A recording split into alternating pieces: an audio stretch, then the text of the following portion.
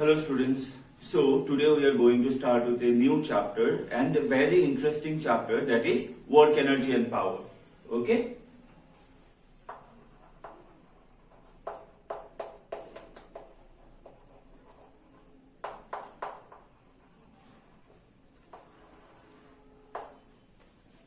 So सबसे पहले हम लोग देखते हैं what is work done. Now generally work done मतलब क्या होता है, कुछ भी काम करना है कि नहीं. सो इन फिजिक्स कोई भी काम कब डिफाइन होता है, work is said to be done when you apply force on something and as a result of that force displacement takes place. Okay, पकड़ लो, यहां पे मैंने ये बॉक्स लिया और मैंने ये बॉक्स पे फोर्स दिया. As a result of the applied force ये बॉक्स यहां से यहां डिस्प्लेसमेंट हुआ. सो मैंने क्या किया, मैंने काम किया. I have done work on the chalk box. But if I apply force on this wall, will this wall move? No. मैं फोर्स तो दे रहा हूं, मैं बहुत फोर्स दे रहा हूं, लेकिन ये वॉल अपनी जगह से मूव ही नहीं हो रहा है. सो मेरा वर्क डन क्या हो जाएगा, मेरा वर्क डन हो जाएगा 0. Okay, so in physics for work to be done there should be displacement. If there is no displacement there is no work done. Okay, so how do we define work done? Work is said to be done if we apply force on a body and as a result of the applied force displacement takes place. Okay, so this is the definition of work done.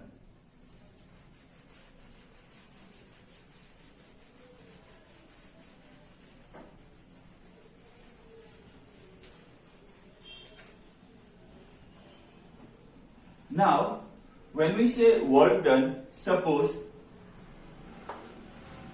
जैसे कि मैंने बोला, say let us consider a block here. यहां पे एक block है और इस ब्लॉक पे मैंने फोर्स लगाया. As a result of the force ये ब्लॉक यहां से यहां मूव हुआ. As a result of the force ये ब्लॉक यहां से यहां मूव हुआ. ओके, सो कितना मूव हुआ, से the block move by distance s. So how will you calculate work done? Then work done will be, formula for work done is force into displacement. Force into displacement. So work done कितना होगा, F into S, where F is the force and S is the displacement. तो ये हो गया work done का formula. Now ऐसा भी तो हो सकता है जब मैंने जो फोर्स लगाया, मैंने वो फोर्स ऐसे नहीं लगा के मैंने इस डायरेक्शन में लगाया, ऐसे लगाया मैंने फोर्स. ये भी हो सकता है ना, जब मैं जो बॉडी को मूव कर रहा हूं मैं ऐसे मूव नहीं कर रहा हूं, मैंने ऐसे फोर्स लगाया. As a result of force ऐसे अगर लगाओगे तो भी बॉडी ऐसे ही जाएगा ना. सिर्फ क्या होगा, अगर बड़ा ब्लॉक है ऐसे फोर्स लगाओगे तो हो सकता है उसका एक कोना थोड़ा उठ जाएगा, लेकिन जाएगा सीधा. तो हम लोगों ने फोर्स ऐसे लगाया जिसकी वजह से ये ब्लॉक ऐसा सीधा गया यहां से यहां. कितना डिस्प्लेसमेंट हुआ, से s. ठीक है, अभी ये फोर्स जो है ये डिस्प्लेसमेंट का डायरेक्शन के साथ एक एंगल बना रहा है, से दिस एंगल इज थीटा. तो यहां पे जो फोर्स और डिस्प्लेसमेंट है they are not along the same direction. तो यहां पे हम लोग क्या करेंगे, यहां पे हम लोग फोर्स का जो है कंपोनेंट लेंगे. तो ये कंपोनेंट क्या होगा, ये F cos थीटा होगा. सो force and displacement should be along the same line of motion. Yes और नो. सो वर्क डन क्या होगा, यहाँ पे वर्क डन हो गया फोर्स इंटू डिस्प्लेसमेंट. यहाँ पे फोर्स का कंपोनेंट आएगा, that is F cos theta into displacement is S. तो इसको वर्क डन को मैं ऐसे लिख सकता हूं, F dot S cos theta, है कि नहीं, मतलब Fs cos थीटा. नाउ तुम लोग को याद होगा वेक्टर्स में हम लोगों ने पढ़ा था cos थीटा कब आता है, जब डॉट प्रोडक्ट होता है, और sin थीटा कब आता है, जब क्रॉस प्रोडक्ट होता है. तो ये अगर cos थीटा हटाओगे तो यहाँ पे क्या आएगा, फोर्स वेक्टर और डिस्प्लेसमेंट वेक्टर का dot product. That means work done जो है वो फोर्स वेक्टर और डिस्प्लेसमेंट वेक्टर का क्या है, डॉट प्रोडक्ट. अगर sin थीटा होगा तो यहाँ पे क्या आता है, cos प्रोडक्ट, है कि नहीं. सो वर्क डन ये वेक्टर है या स्केलर है, ऑब्वियसली यहाँ पे हम लोग को डॉट प्रोडक्ट मिल रहा है तो ये तो स्केलर है ही. और एक रीजन है, work done is a scalar quantity because what is the formula for work done, force into displacement. Force is a vector, displacement is a vector. Product of two vector is a scalar. Product of two vector is a scalar. So force into displacement क्या होगा? Work done, where work done is what? Work done is a scalar quantity. Work done is a scalar quantity. Okay. Now, what is the SI unit of work done? देखो work done क्या होगा? Force into displacement. Force हो गया Newton and displacement हो गया metre. Newton metre को हम लोग क्या बोलते हैं? न्यूटन मीटर को हम लोग बोलते हैं जूल. ओके, न्यूटन मीटर को हम लोग क्या बोलते हैं? Joule. So what is the SI unit of work done? Joule. Similarly what is the CGS unit? CGS में न्यूटन नहीं होता है, सीजीएस में क्या होता है? डाइन. और मीटर नहीं होता है, क्या होता है? सेंटीमीटर. तो डाइन सेंटीमीटर को हम लोग क्या बोलते हैं? अर्ग. ईआरजी. क्या बोलते हैं? Erg. So what is the SI unit of work done? Joule. What is the CGS unit of work done? Erg. Okay, so 1 joule equal to क्या होगा? 1 न्यूटन इंटू 1 मीटर, है कि नहीं? 1 न्यूटन कितना होता है? 10 to the power 5 डाइन. और 1 metre कितना होता है? 100 सेंटीमीटर. तो यहां पे मिलेगा क्या? Dyne centimetre. मतलब 5 + 2 कितना हुआ? 10 to the power 7 dyne centimetre क्या होता है? अर्ग. सो 1 जूल इक्वल टू कितना अर्ग होता है? 1 joule equal to 10 to the power 7 अर्ग. ये हो गया जूल और अर्ग का रिलेशन. ओके, चलो यहां तक फटाफट कॉपी कर लो.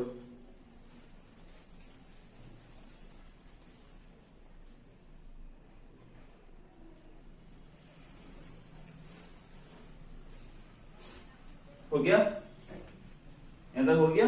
ओके, हो जाना चाहिए. क्या सुंदर दिख रहा है ना, इतना अच्छे से लिखा है मैंने. कैमरा में खुद देख के मुझको अच्छा लग गया. वाह, इतना क्लीन आ रहा है.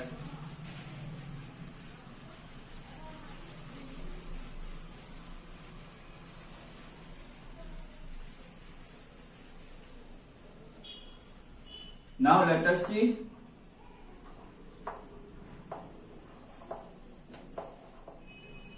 types of work done.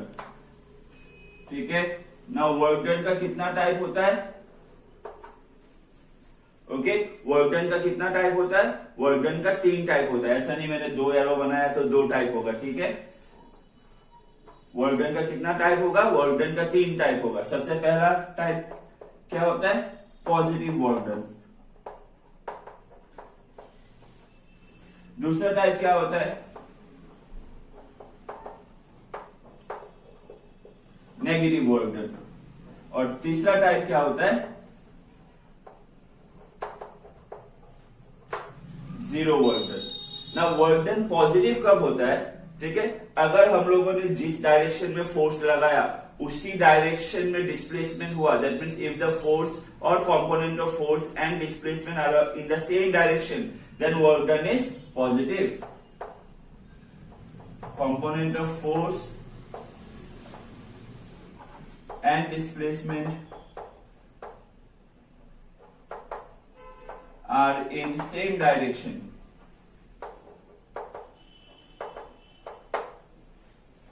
Negative work done कब होगा? जिस तरफ फोर्स लगा है उस तरफ डिस्प्लेसमेंट नहीं हो रहा है. That means force and displacement are in the opposite direction. क्या ऐसा होता है? ऑब्वियसली ऐसा होता है. कहां पे होता है? फ्रिक्शन में. गाड़ी का ब्रेक मारोगे तो गाड़ी आगे जा रहा है. जैसे ब्रेक मारोगे, ब्रेक मारना मतलब क्या होता है? फ्रिक्शन लगना. तो फ्रिक्शन क्या करेगा? गाड़ी को रोकने का कोशिश करेगा. तो जिस डायरेक्शन में गाड़ी जा रहा है उसका ऑपोजिट डायरेक्शन में फ्रिक्शन फोर्स लगाएगा. ऐसे भी फ्रिक्शन हमेशा किस डायरेक्शन में फोर्स लगाता है? Opposite to the motion. मतलब जिस तरह बॉडी मूव हो रहा है उसका ऑपोजिट डायरेक्शन में फ्रिक्शन फोर्स लगाता है. So work done by friction is negative. So negative force कब होगा? Negative work done कब होगा? When force and displacement or the component of force and displacement are in opposite direction. Zero work done कब होगा? अभी zero work done का हम लोग को एक मिला ना, एक मिला when displacement is zero. अगर displacement zero हो रहा है तो work done कितना होगा? Zero. And work done का और एक फॉर्मूला क्या मिला? Fs cos theta. Cos theta. cos theta 0 कब होता है? when थीटा इज 90 डिग्री, है कि नहीं? cos 90 का वैल्यू क्या होता है? 0. सो वर्क डन 0 कब होगा? when force and displacement are perpendicular. to each other. Okay, if force or the component of force and displacement are perpendicular to each other, तो फॉर्मूला क्या हो जाएगा, Fs cos 90, cos 90 का वैल्यू होता है 0, तो वर्क डन क्या हो जाएगा 0. ओके, तो यहां तक हो गया.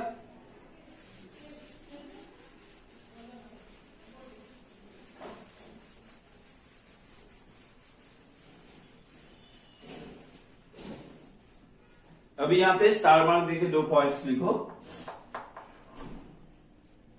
देखो अभी यहाँ पे जो हम लोग देख रहे हैं ना, जो work done equal to force into displacement, force into displacement, तो यहाँ पे फोर्स क्या है, यहाँ पे फोर्स कांस्टेंट है. अगर मैं बोलूं एक बॉडी 0 से 5 मीटर गया, तो पूरा 0 से 5 मीटर उसमें कितना फोर्स लग रहा है, पकड़ लो 5 न्यूटन, तो फोर्स कांस्टेंट है. लेकिन ऐसा भी तो हो सकता है ना कि अगर एक बॉडी 0 से 5 मीटर गया, उसका 0 से 2 मीटर फोर्स था 5 न्यूटन, 2 से 3 मीटर फोर्स चेंज होके 7 न्यूटन हो गया, फिर 3 से 5 मीटर फोर्स फिर कम होके 2 न्यूटन हो गया. मतलब जो फोर्स है वो बार बार चेंज हो रहा है, हो सकता है ना. सो वर्क डन जो है वो 2 वजह से होता है, हो सकता है. एक तो फोर्स जो है कांस्टेंट है, या फिर फोर्स जो है वेरिएबल है. अगर फोर्स कांस्टेंट है तो direct formula force into displacement. अगर फोर्स वेरिएबल है तो हम लोग को क्या करना पड़ता है, हम लोग को इंटीग्रेशन करना पड़ता है. Okay, so if the work done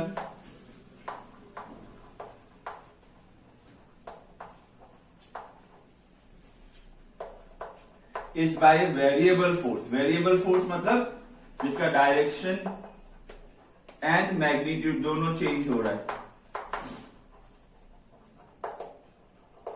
ठीक है, तो वर्क डन का फॉर्मूला क्या होता है, वर्क डन हो जाता है इंटीग्रेशन. फॉर्मूला क्या था, Fs cos theta.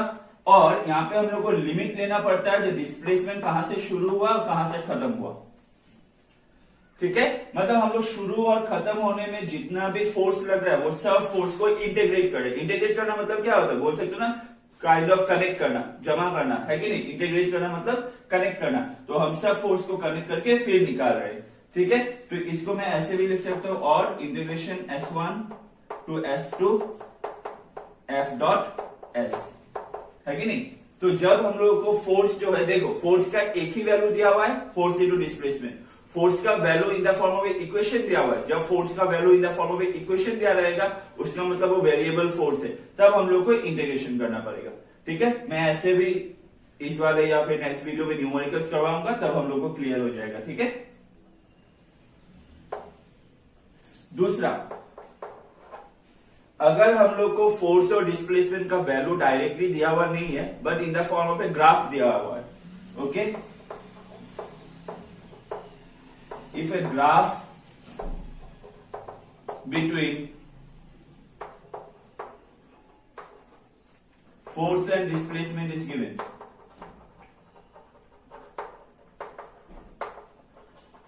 If a graph between force and displacement is given, अगर फोर्स और डिस्प्लेसमेंट के बीच में ग्राफ दिया हुआ रहेगा, तो वर्क डन का फॉर्मूला क्या होगा, एरिया अंडर द ग्राफ. अगर ग्राफ दिया हुआ रहेगा तो वर्क डन क्या होगा, area under the graph. For example पकड़ लो, ये दिया हुआ जो ये फोर्स है, ये डिस्प्लेसमेंट है. एक बॉडी ऐसे यहां से मूव हुआ, ठीक है, फिर ऐसे आया, इसका वर्क डन कितना है. तो इसका वर्क डन कैसे निकालोगे, कहां से शुरू हुआ, यहां से शुरू हुआ, कहां खत्म हुआ, यहां पे खत्म हुआ. तो यहां से यहां ये पूरा एक ट्राइंगल बना रहा है, तो ये ट्राइंगल का एरिया निकाल लो, half into base into height. जो एरिया मिलेगा that is equal to work done. So अगर ग्राफ दिया हुआ रहेगा, ग्राफ में से कैसे वर्क डन निकालोगे, by calculating the area under the graph. Okay, so this is the main thing that is related to work done. एक बार देख लो अच्छे से. Okay, okay, so up to this much work done is completed. Now work के बाद next क्या था हम लोगों का, नेक्स्ट हम लोगों का था energy. Okay, so next let us see energy.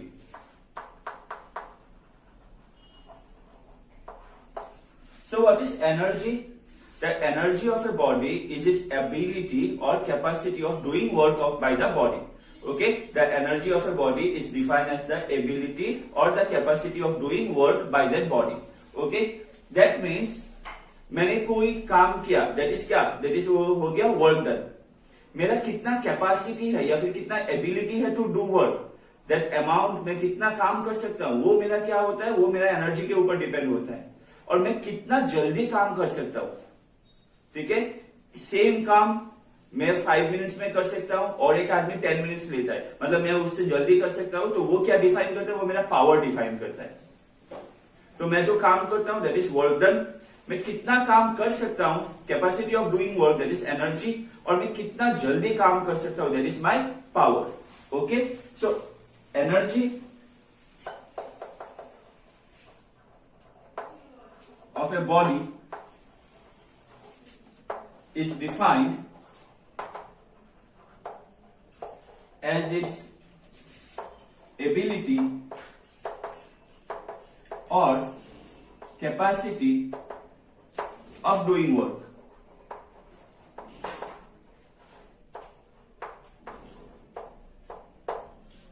Okay, like work done, it is also a scalar quantity.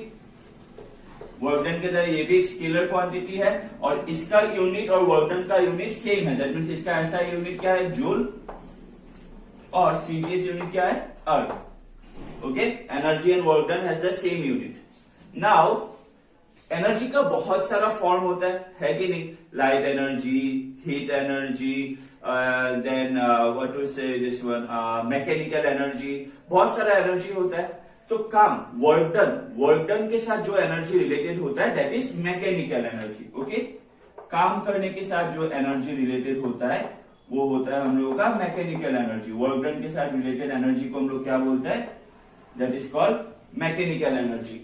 Okay, now mechanical energy का दो फॉर्म होता है, there are two forms of mechanical energy, one is kinetic energy and the other one is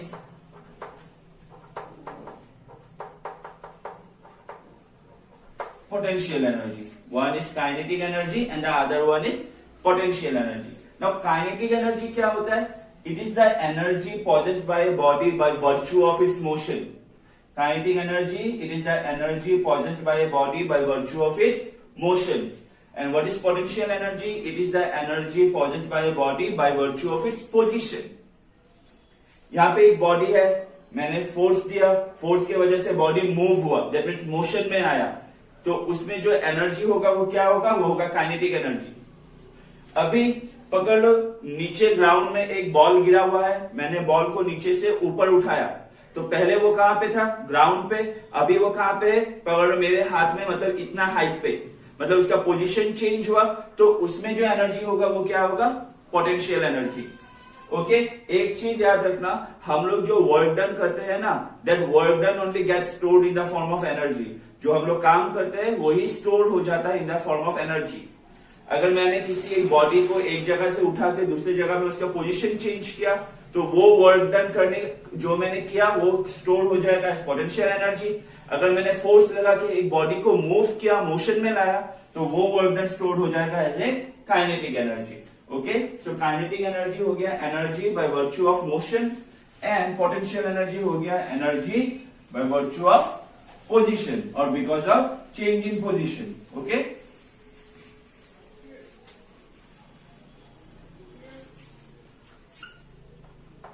तो सबसे पहले हम लोग देखते हैं काइनेटिक एनर्जी।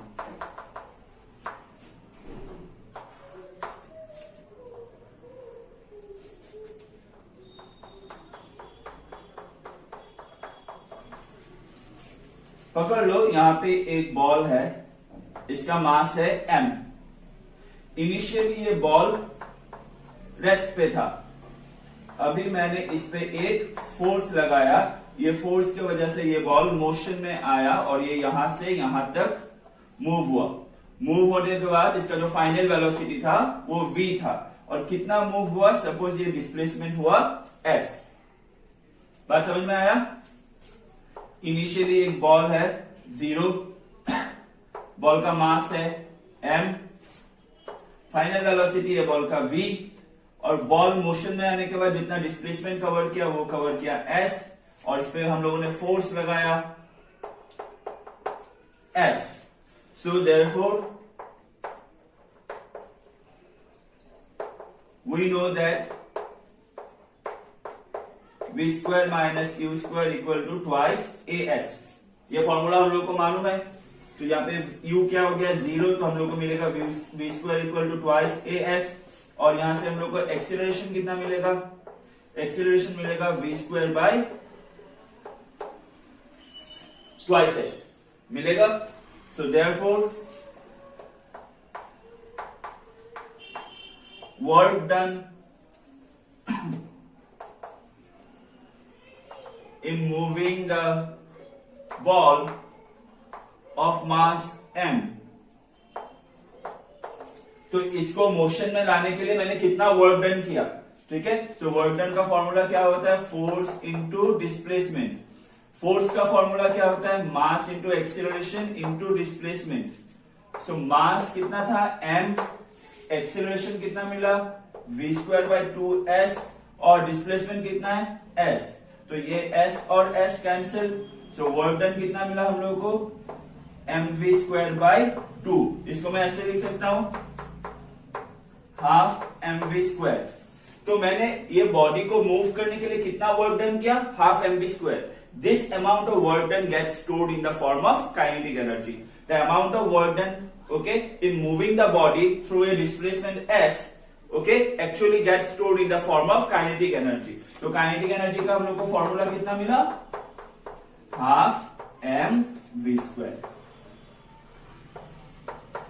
तो ये होता है काइनेटिक एनर्जी का formula, half M we square. Okay, तो ये हो गया काइनेटिक एनर्जी का equation, half M we square. Now same kinetic energy का इक्वेशन अगर हम लोग को निकालना हो for a variable force, okay, और we can say by calculus method. Okay, let us see same kinetic energy का ही इक्वेशन हम लोग एक दूसरे तरीके से डेराइव करते हैं। तो kinetic energy by calculus method. Calculus method मतलब तुम लोगों को मालूम है, कैलकुलस मेथड मतलब क्या होता है, इंटीग्रेट करना। तो क्या मैं इंटीग्रेशन से भी काइनेटिक एनर्जी निकाल सकता हूं, ऑब्वियसली हम लोग दोनों करेंगे, क्योंकि कभी कभी क्वेश्चन में मेंशन क्या हुआ रहेगा, कैलकुलेट काइनेटिक एनर्जी और derive an expression for kinetic energy by calculus method. Okay, so now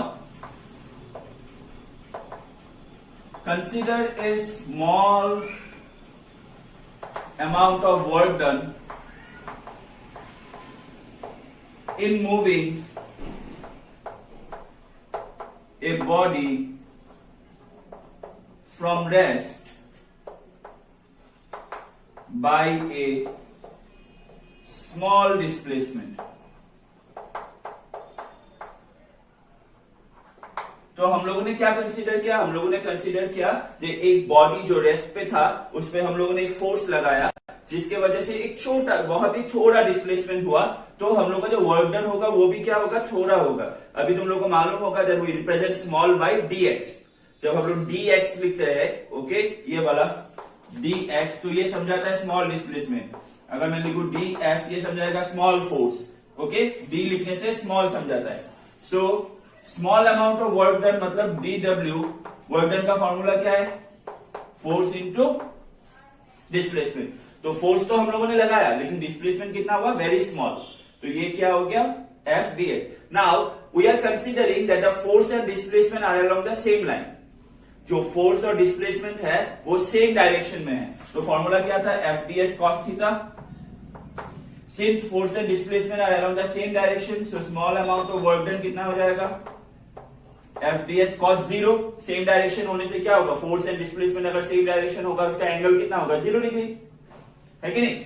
अगर फोर्स और डिस्प्लेसमेंट सेम डायरेक्शन में है तो एंगल कितना होगा, 0 डिग्री। ये पकड़ लो फोर्स का डायरेक्शन, ये पकड़ लो डिस्प्लेसमेंट का डायरेक्शन, है कि नहीं। अगर ऐसे भी देखोगे तो फोर्स और डिस्प्लेसमेंट का डायरेक्शन, तो फोर्स लग रहा है, डिस्प्लेसमेंट का direction, they are what, making an angle of 0 degree. So यहाँ पे cos 0 का वैल्यू होता है 1, तो वर्क डन कितना मिला, F D S. Also from Newton's second law of motion we know that F equal to ma। so इसको मैं ऐसे लिख सकता हूं, m एक्सेलरेशन मतलब क्या होता है, rate of change of velocity dv by dt। मैं लिख सकता हूं ना, एक्सेलरेशन मतलब क्या होता है, rate of change of velocity. इसको मैं ऐसे लिख सकता हूं, m dv by ds into ds by dt लिख सकता हूं, ds कैंसिल होगा, ds बाई dt मतलब displacement by time, displacement by time मतलब क्या होता है, f equal to displacement by time की जगह मैं लिख सकता हूं वेलोसिटी, ये हो गया dv बाई ds। तो ds इस तरफ ले आओ तो हम लोग को f ds कितना मिलेगा, mv dv मिलेगा कि नहीं, ऑब्वियसली मिलेगा। देखो हुआ, मैं रफ कर रहा हूं। सो ये जो है ये क्या दे रहा है हम लोग को, small amount of work done. अगर मैं इसको पूरा इंटीग्रेशन कर दूंगा तो इंटीग्रेशन करने से मुझको जो मिलेगा वो क्या होगा, total amount of work done, है कि नहीं।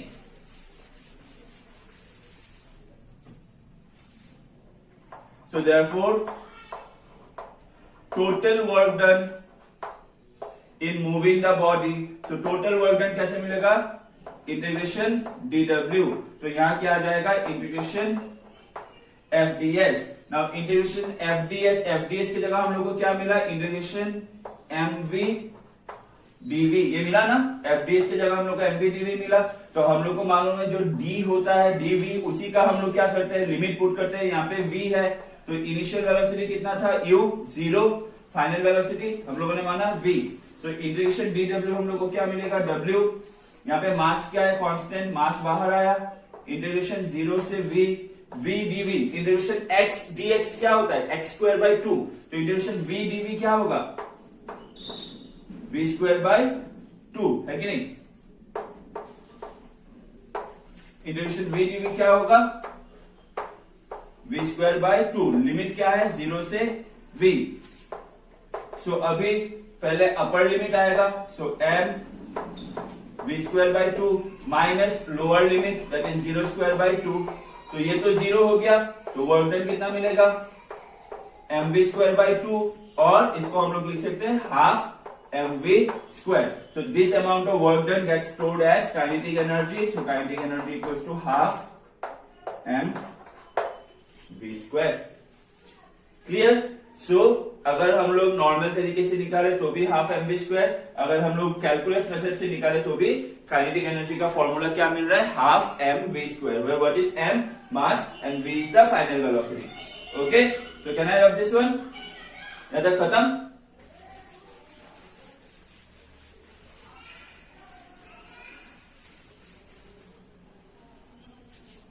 Now next let us see relation between momentum and kinetic energy। relation between momentum and kinetic energy, simple सा छोटा रिलेशन है जो कि हम लोग को बाद में न्यूमेरिकल्स में यूज करना होगा, तो देख लो, ठीक है। Now what is the formula for kinetic energy and what is the formula for momentum? We know that momentum P equal to mass into velocity, and what is the formula for kinetic energy? Kinetic energy equal to half m v square। तो इसको मैं ऐसे लिख सकता हूं, half m square v square, मैंने क्या किया, ऊपर एक m मल्टीप्लाई किया तो मैंने नीचे भी एक m डिवाइड किया, m कैंसिल होगा, मुझको फिर से m v स्क्वायर मिलेगा। तो इसको मैं ऐसे लिख सकता हूं, half mv whole square divided by m, है कि नहीं। So kinetic energy equals to mv क्या था, मोमेंटम, तो ये क्या हो जाएगा p स्क्वायर, और नीचे क्या है 2 into m that is 2m।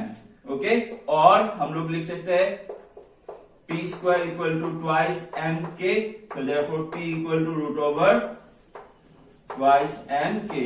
ये होता है, ये दोनों ही होता है काइनेटिक एनर्जी और मोमेंटम का relation. Okay, relation between kinetic energy and linear momentum. Okay, so up to this much completed. Now जो नेक्स्ट है ना, ये नेक्स्ट डेरिवेशन बहुत इंपॉर्टेंट है, ठीक है। इसमें से एक तो श्योर शॉट आता है हमेशा, you can expect this one in your weekend exams, in your board exams. Okay, so this topic is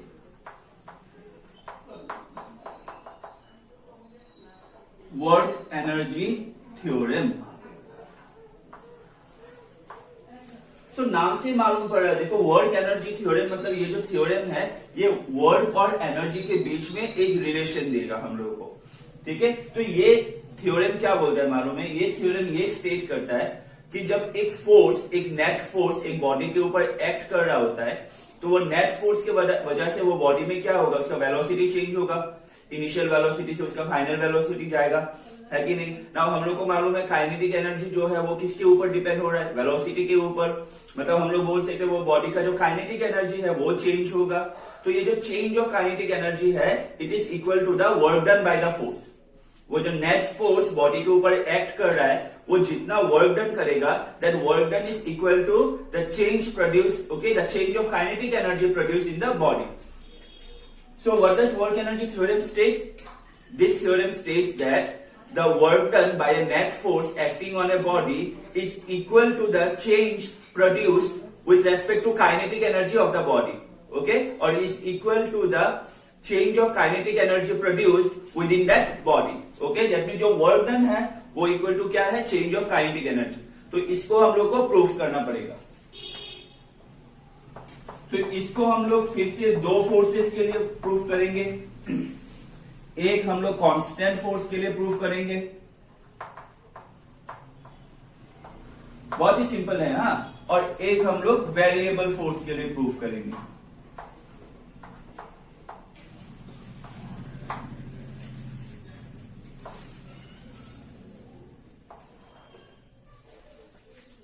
So now consider a body that is moving with a initial velocity u, okay, consider a body that is moving with a initial velocity u, and on this body a force F is applied, okay, in the direction of the displacement, okay, that means force and displacement are along the same direction, and the final velocity of the body becomes v. Okay, due to this applied force, what is the displacement that the body cover, or what is the displacement of the body? S. Okay, so therefore we know that, देखो बहुत ही simple है, v square minus u square क्या हो गया, twice as, है कि नहीं। Now multiply both side by m, multiply करोगे तो ये क्या हो जाएगा, mv square minus mu square equals to, मैं इसका ऐसा लिख सकता हूं, ट्वाइस एस इंटू ए को अलग लिख के एम ए लिख सकता हूं ना, twice s into m a लिख सकता हूं। नाउ दोनों साइड में हाफ मल्टीप्लाई करो तो ये हो जाएगा half M we square minus half m u square, ये क्या हो जाएगा, half into twice s into m a. M a क्या होता है, f equal to m a, तो ये क्या हो गया, force f. Now this two cancel, so half mv square minus half mu square क्या बचा, f into s। so half mv square क्या होता है, final kinetic energy, half mu square क्या होगा, initial kinetic energy, and force into displacement क्या होगा, work done. That means work done is equal to change of kinetic energy. This proves what, work energy theorem. यही है work energy theorem, that work done is equal to change of kinetic energy. हो गया proof, खत्म, ठीक है। Now similar पकड़ो, यहाँ पे हम लोग एक वेरिएबल फोर्स ले रहे हैं, तो वो सब सेम रहा, ठीक है। दैट मीन्स यहाँ पे हम लोग जो फोर्स है यहाँ पे कांस्टेंट ले रहे हैं, यहाँ पे वेरिएबल ले रहे हैं, लेकिन जो initial velocity, final velocity, displacement of the body, ये सब सेम रहा। देखो जब भी कोई भी डेरिवेशन लिखोगे ना, तो इनिशियल बिल्डअप हमेशा लिखना, consider a body of mass am moving with initial velocity you, ये सब हमेशा लिखना। हाँ, that a constant force F is applied or a variable force is applied on the body due to which its final velocity becomes v and the displacement covered by the body is s, ये सब हमेशा लिखना, ठीक है। तो suppose ये जो variable force है ये एक स्मॉल वर्क डन करता है इन मूविंग द बॉडी, जिसको हम लोग लिखते हैं in small F D S, okay. And हम लोग को मालूम है हम लोग को एंगल देना पड़ेगा, so force and displacement are in the same direction, तो ये हो गया F D S cos zero, मतलब small amount of work done कितना मिलेगा, F D S. So total amount of work done मिलने के लिए हम लोग फिर से जैसे लास्ट टाइम किया था वैसे ही करेंगे। हम लोग को मालूम है एफ इक्वल टू क्या है, एम ए, और एम ए की जगह मैं लिख सकता हूं dv by d s into d s by d t, मैं डायरेक्ट कर रहा हूं। So f into d s क्या हो जाएगा, एम वी डी वी, जो हम लोगों ने लास्ट टाइम किया था वही है। तो टोटल वर्क डन कैसे मिलेगा, टोटल वर्क डन हो गया इंटीग्रेशन dw, fds की जगह हम लोग mv dv लिख सकते हैं, तो इंटीग्रेशन mv dv लिख सकते हैं ना हम लोग। ओके, नाउ यहाँ पे जो इंटीग्रेशन लिमिट है अभी हम लोग नहीं कंसीडर कर रहे थे, body starting from rest, we are considering change of kinetic energy. So initially the body has some kinetic energy, अगर बॉडी रेस्ट पे होगा तो काइनेटिक एनर्जी इनिशियली क्या हो जाएगा, जीरो, क्योंकि वेलोसिटी जीरो है। तो यहाँ पे initial velocity u, final velocity v, तो इंटीग्रेशन dw क्या मिलेगा, w, m जो है कांस्टेंट वो बाहर आ गया, ठीक है। इंटीग्रेशन v dv क्या मिलेगा, v²/2, लिमिट क्या है u टू v, तो अभी क्या होगा m v पहले क्या लेगा v, तो ये हो गया v²/2, फिर v क्या लेगा माइनस u²/2, होगा कि नहीं। तो वर्क डन जो है वो इक्वल टू क्या हो गया, ये 2 मतलब हाफ है, तो इसको हम लोग ऐसे लिख सकते हैं हाफ mv², और ये क्या हो जाएगा हाफ mu²। तो वर्क डन इक्वल टू क्या हो गया, half mv² minus kinetic energy final minus half mu² kinetic energy initial, that is work done equal to change in kinetic energy. तो ये हो गया work energy theorem by constant force, variable force, दोनों बहुत ही important है। Okay, चलो फटाफट complete करो। So up to this much clear, तो काइनेटिक एनर्जी हो गया, वर्क एनर्जी थ्योरम हो गया। Now next let us see kinetic energy के बाद कौन सा एनर्जी था, potential energy. Okay, so now let us see potential energy.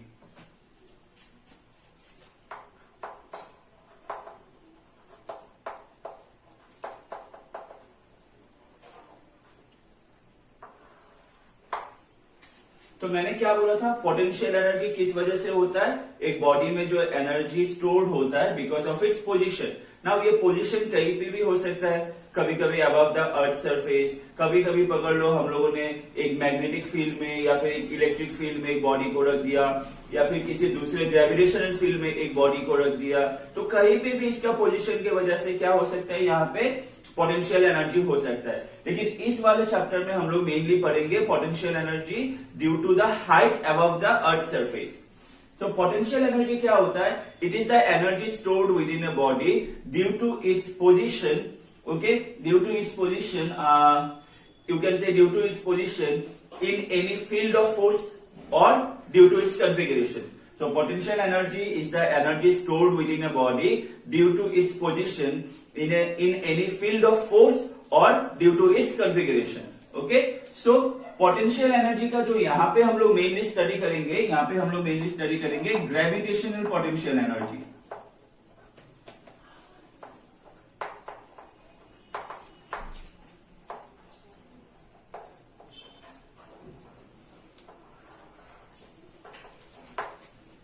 Gravitational potential energy. So gravitational potential energy क्या होता है, gravitational potential energy is the energy stored within the body due to its height above the earth surface. अगर मैं एक body को ground से ऊपर उठाऊंगा तो उसका हाइट में चेंज आया ना, ये चेंज ऑफ हाइट के लिए, चेंज ऑफ पोजीशन के लिए उसमें कितना एनर्जी स्टोर्ड होगा, कितना एनर्जी पॉजेस्ड होगा, that energy is called gravitational potential energy. Okay, अगर एक बॉडी ग्राउंड पे है on the surface of the earth तो उसका ग्रेविटेशनल पोटेंशियल एनर्जी जीरो होता है, क्योंकि हाइट क्या है, जीरो। लेकिन जैसे उसको ग्राउंड से ऊपर उठाओगे, उसका चेंज ऑफ हाइट होगा तो उसमें एक एनर्जी स्टोर्ड हो जाएगा, and that energy is called gravitational potential energy. अभी ये एनर्जी क्यों स्टोर होगा, देखो ये पकड़ लो सरफेस है, ये सरफेस पे एक ब्लॉक रखा हुआ है, ठीक है। अभी हम लोगों ने क्या किया, ये ब्लॉक को यहां से लेके इस हाइट तक लेके गए। ओके, ग्राउंड के ऊपर इस हाइट तक लेके गए, कितना हाइट से इंच। तो ऑब्वियसली ये बॉडी को लिफ्ट करने के लिए मुझको क्या देना पड़ेगा, फोर्स देना पड़ेगा। So force in lifting the body, force in lifting the body, ये बॉडी का जो वेट है वो किस तरफ होगा, नीचे mg की तरफ, नीचे mg। तो ऑब्वियसली मुझको जो फोर्स है वो इतना तो देना ही पड़ेगा जो इसका वेट को बैलेंस करे। एक बॉडी को उठाने के लिए तुमको कितना फोर्स देना पड़ेगा, एटलीस्ट उतना कि उसका बॉडी बैलेंस हो जाए, है कि नहीं, वेट बैलेंस हो जाए। तो force in lifting the body F equal to क्या होगा, mg. Therefore, work done in lifting the body,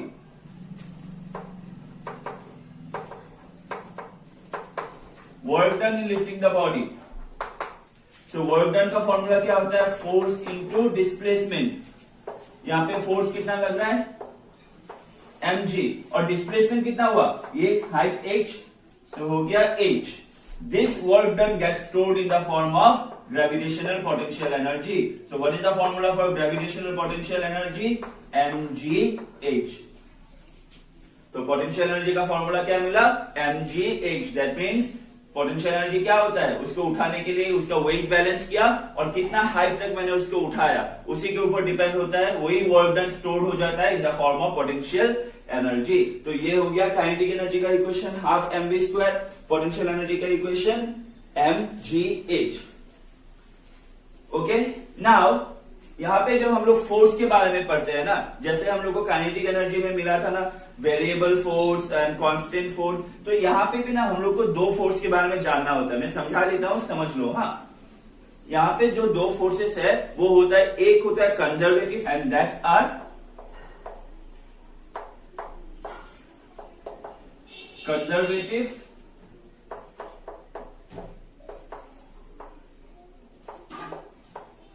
and non conservative forces. एक सेकंड ना. सो देखो, कंजर्वेटिव फोर्स, ठीक है, और नॉन कंजर्वेटिव फोर्स, ये मेनली इसका डिफरेंस आ जाता है, मेन डिफरेंस आता है with respect to the path. With respect to the path. अगर मैं तुमको बोलूं, हाँ, मैंने एक बॉडी को यहां से यहां लेके गया, फिर यहां से यहां लेके गया, फिर यहां से यहां लेके गया, फिर यहां से यहां लेके आया, तो मैंने अलग अलग पाथ फॉलो किया, है कि नहीं. मैंने अलग अलग पाथ फॉलो किया और ये पाथ फॉलो करने के टाइम पे मैंने अलग अलग फोर्स दिया.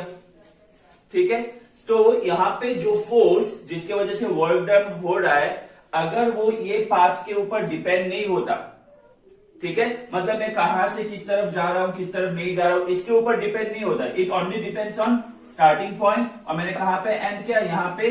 So it depends on the starting point and the ending point, not on the path followed by the particle. That उसको हम लोग बोलते हैं कंजर्वेटिव फोर्स. कंजर्वेटिव फोर्स का एग्जांपल हो गया gravitational force. Non conservative force का क्या बोलते हैं इसको, एग्जांपल हो जाता है फ्रिक्शनल फोर्स. सो पहला बात तो फ्रिक्शन क्या करेगा, फ्रिक्शनल फोर्स मोशन को अपोज करेगा.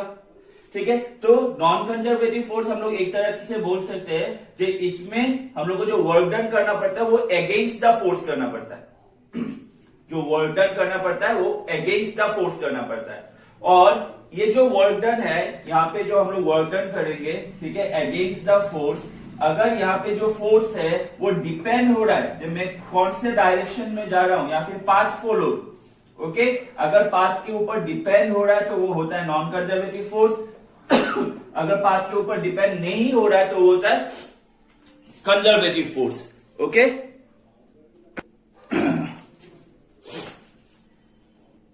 तो इसको हम लोग डिफाइन कैसे करेंगे, अच्छे से देखो, डिफाइन कैसे करेंगे. If the amount of work done by a force in moving a particle from one point to another point does not depend on the path followed by the particle, then such a force is called conservative force. Path के ऊपर depend नहीं हो रहा है. Non conservative force का definition ऐसे से देखना, यहां पे क्या आ जाएगा, against the force. Okay, if the work done, okay, if the work done in moving a particle from one point to another point against the force depends on the path followed by the particle, then such a force is called non-conservative force. तो यहां पे आ रहा है work done by the force, यहां पे आ रहा है work done against the force. क्योंकि अगर मैं एग्जांपल बोलूं फ्रिक्शनल फोर्स, तो फ्रिक्शनल फोर्स क्या करेगा, वो मोशन को अपोज करेगा. तो जो वर्क डन है वो अगेंस्ट द फोर्स है, और जो फोर्स है वो पाथ के ऊपर डिपेंड हो रहा है तो वो हो गया फ्रिक्शनल फोर्स. और जो फोर्स है वो पाथ के ऊपर डिपेंड नहीं हो रहा है, जैसे कि ग्रेविटेशनल फोर्स, तो पाथ पे डिपेंड नहीं होगा तो कंजर्वेटिव, पाथ पे डिपेंड होगा तो नॉन कंजर्वेटिव. ठीक है, तो ये हो गया हम लोग का conservative and non conservative forces. Okay, next let us see now, ये वाला जो टॉपिक है it is very important for 5 marks. ये चैप्टर में से ना एक श्योर शॉर्ट 5 मार्क्स क्वेश्चन हमेशा आता है, वो ये वाला है, ठीक है। That is principle of conservation of energy. Principle of conservation of energy. So principle of conservation of energy क्या स्टेट करता है? It states that if only conservative forces are doing work on a body, if only conservative forces are doing work on a body, then the total mechanical energy of the body remains constant. That means अगर एक body में जो work done हो रहा है वो conservative force की वजह से हो रहा है, तो वो बॉडी का जो टोटल मैकेनिकल एनर्जी है वो कांस्टेंट होगा। अभी मैकेनिकल एनर्जी मतलब क्या है? हम लोगों ने देखा मैकेनिकल एनर्जी दो तरह का होता है, kinetic and potential. So mechanical energy means sum of kinetic energy and potential energy of a body. Okay, sum of kinetic energy and potential energy of a body. That means the total sum of kinetic energy and potential energy of a body is always constant. कब? When conservative forces are acting on the body. तो इसको अभी हम लोग चलो proof करते हैं। Let us see the proof here. सो ये पकड़ लो, हम लोगों का ग्राउंड है और यहां से एक बॉल नीचे आ रहा है। ओके, यहां से एक बॉल नीचे आ रहा है। ये जो बॉल का मास है, से the mass of this ball is m। Now this ball is falling freely, that means ये फ्री फॉल हो रहा है। Okay, freely falling body, this mass m is falling freely. तो ये पकड़ लो पॉइंट A है, ये पॉइंट B और ये ग्राउंड पॉइंट C। यहां पे इनिशियल वेलोसिटी क्या होगा? 0। यहां से यहां आते आते इसका वेलोसिटी कुछ बढ़ेगा, let be this is v, और यहां से यहां आते आते वेलोसिटी फिर से कुछ बढ़ेगा, चेंज होगा, let this is v dash. Now यहां से लेके मैक्सिमम कितना ऊपर है ये? Say this is at a height h। A से B जब ये बॉडी फॉल हुआ, it covered a distance say x। तो अगर टोटल हाइट h है और A से B x आया, तो B से C कितना होगा? ऑब्वियसली h माइनस x, ये हाइट होगा कि नहीं? ऑब्वियसली यही होगा। अभी हम लोग को प्रूफ करना है that at every point the total mechanical energy of this freely falling body is constant. Okay, तो देखो at point A. So at point A, what is that velocity? 0. तो काइनेटिक एनर्जी कितना होगा? Half mu square, that is 0. Potential energy कितना होगा? Potential energy का formula होता है mg into height. And remember, height कहां से मेजर होता है? From the ground. तो पॉइंट A पे ग्राउंड से कितना ऊपर है ये? h। तो ये होगा h। सो टोटल इसका जो मैकेनिकल एनर्जी है क्या होगा? Sum of kinetic energy plus potential energy, that means 0 plus mgh, that is mgh। This is equation number 1। Now let us come to point B। Point B पे आते आते velocity change हो गया, u से v हो गया, है कि नहीं? तो इसका वेलोसिटी कितना हुआ वो हम लोग निकाल लेते हैं। So we know that v square minus u square equal to twice as। Now, for a freely falling body, what is acceleration? Acceleration is equal to g. u 0 है, so v square क्या होगा? Twice g s। s मतलब क्या है? Distance travel, है कि नहीं? तो यहां से यहां बॉडी कितना डिस्टेंस ट्रेवल किया? यहां से यहां a से b x, so it will be twice g x। so यहां से हम लोग को v कितना मिलेगा? Root over twice g x, और मैं इसको ऐसे ही रखता हूं। Okay, v square equal to twice g x। So therefore kinetic energy कितना होगा? Half m v square, that means half m v square कितना है? Twice g x। So 2 cancel, that means kinetic energy equal to mg x। Okay, at point B potential energy कितना होगा? Potential energy होता है mg into height from the ground. तो point B पे ground से कितना हाइट है, h minus x. देखो ये है distance travel a to b। Potential energy हम लोग को देखना है ग्राउंड से कितना ऊपर है। नाउ ग्राउंड से कितना ऊपर है ये h माइनस एक्स, तो ये कितना होगा mg h माइनस एक्स।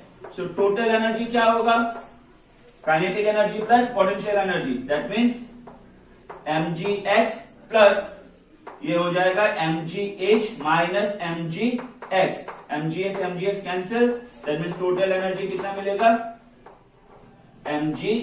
ये हो गया इक्वेशन नंबर 2। ओके, पूरा बोर्ड दिख रहा है ना।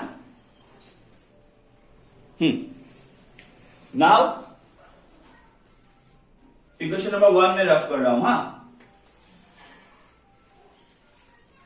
let us see at point C. At point C. तो at point C, A से C आते आते वेलोसिटी कितना चेंज हो गया, v डैश हो गया।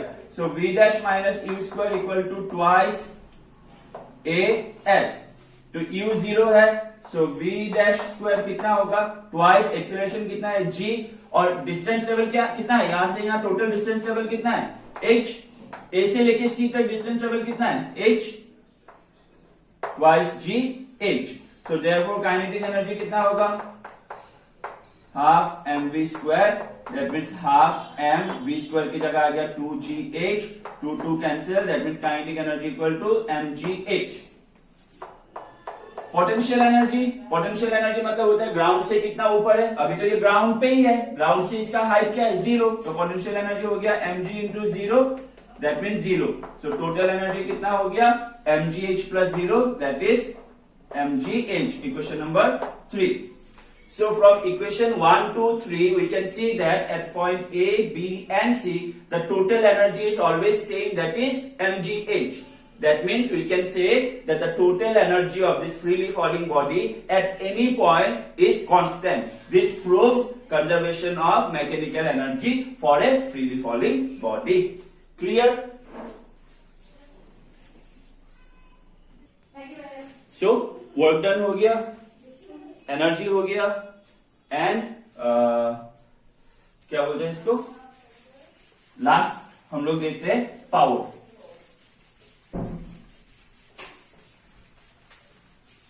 Okay, let us see the last topic, power.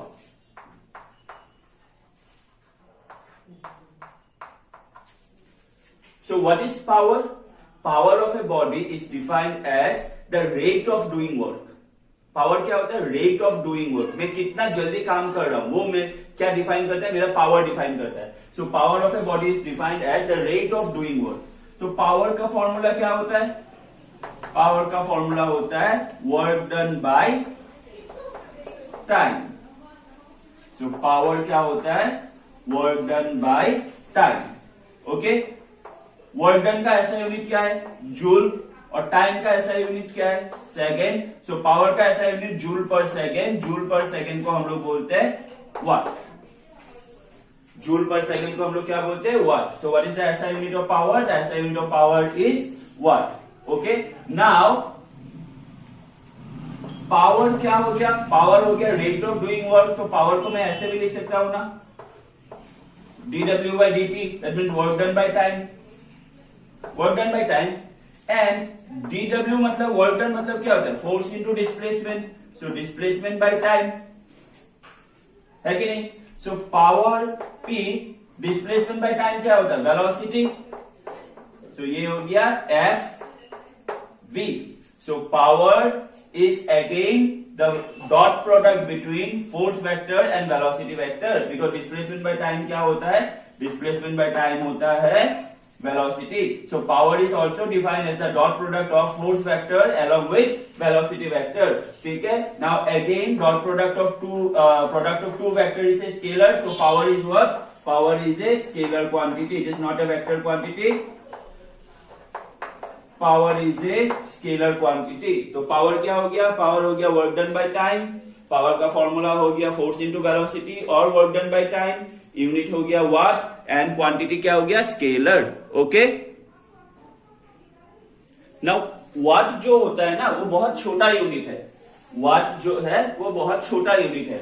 What are the bigger unit of power? The bigger unit of power are kilowatt. So 1 kilowatt equal to 1000 watt. And जो और unit होता है power का वो होता है एचपी. एचपी को बोलता है horse power. 1 horse power is equal to 746 watt.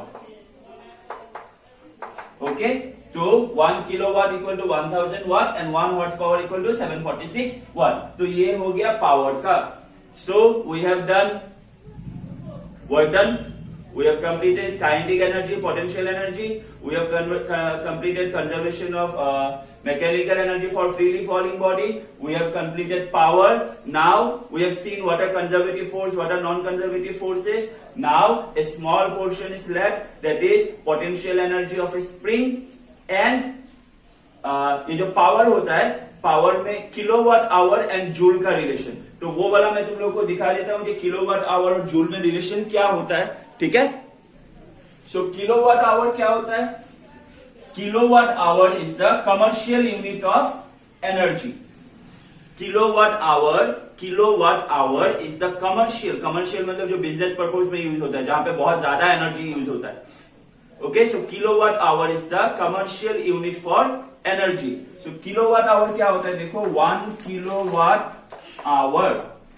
So 1 kilowatt होता है 1000 वाट एंड 1 आवर होता है 60 मिनट इंटू 60 सेकेंड. सो 1 किलोवाट आवर कितना हो गया? 1000 इंटू 3600